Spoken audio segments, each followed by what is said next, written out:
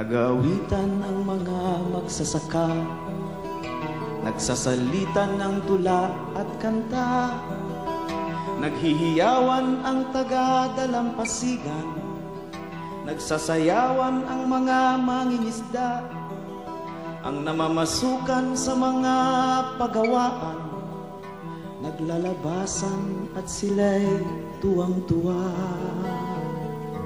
Palubog na ang haring araw sa kanluran, pauwi na ang haring lawi sa kanluran.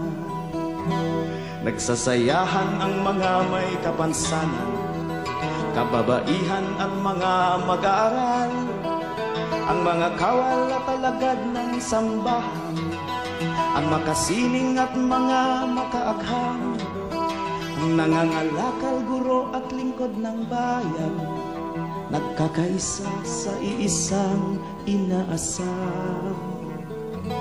Palubog na ang haring araw sa kanluran, pauwi na ang haring lawin sa kanluran. Pauwi na sa kanila ang haring agila, ang ibong mandirigma sa kanluran.